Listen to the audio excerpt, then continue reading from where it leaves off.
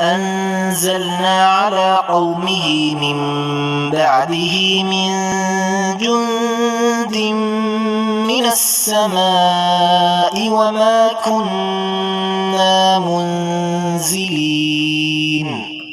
إن كانت إلا صيحة واحدة فإذا هم خامدون۔ بسم اللہ الرحمن الرحیم۔ ترجمہ آیت نمبر 28 اور 29۔ اس کے بعد ہم نے اس قوم پر آسمان سے کوئی لشکر نہیں اتارا اور نہ ہی ہمیں کوئی لشکر اتارنے کی حاجت تھی۔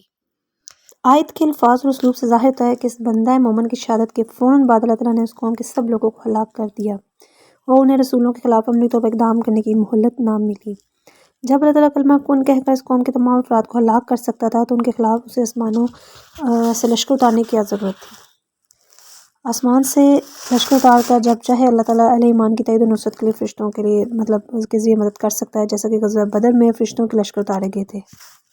اللہ تعالیٰ جب چاہیں جس طرح چاہے ہر کام کو خود بھی کر سکتے ہیں، اس کے لیے فرشتے بھیجنے یا کسی اور واسطے کی ضرورت نہیں ہے۔ وما کنا منزلین کے الفاظ میں دراصل اللہ تعالیٰ کی قدرت کا ہی بیان ہے۔ نمبر 29، وہ تو صرف ایک چنگار تھی سو وہ ناگہاں بجھ کر رہ گئی۔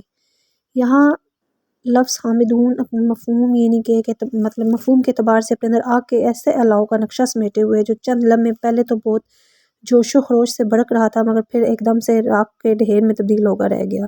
گویا وہ لوگ جو چند لمحے پہلے غصے تکبر میں تھے اور وہ عذاب الہی کے چنگار کتاب نہ لاتے ہوئے پلک جھمکنے میں نیست و نبود ہو گئے۔ انجام کا یہ نقشہ اس وقت کے نزول کے وقت خصوصی طور پر مشرکین مکہ کو دکھانا مقصد تھا، جیسا کہ اس رکوع کی پہلی آیت میں اس میں بھی ظاہر ہوتا ہے کہ اس واقعے کے حوالے سے بھی دراصل ابو جہل، ولید بن مغیرہ اور عتبہ بن ابی معیط جیسے سرداران قریش کو خبردار کرنا مقصود تھا کہ اس وقت بے شک تمہاری گردنیں بہت اکڑی ہوئی تھی اور تمہیں بھی دولت چودراہٹ کے بل پر طرح طرح کی سمستیاں اور گستاخیاں سوج رہی تھی، مگر یاد رکھو اللہ کی مشیت کے سامنے تمہاری ساری شوقیاں منصوبہ بندیاں دھری کی دھری رہ جائیں گی اور ہمارے رسول صلی اللہ علیہ وآلہ وسلم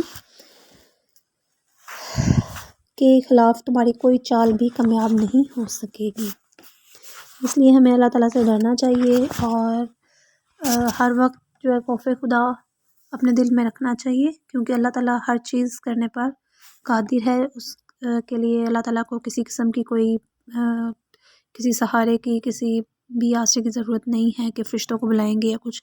اللہ تعالیٰ خود جو ایک کن کہہ کر کرنا چاہیں کر سکتے ہیں۔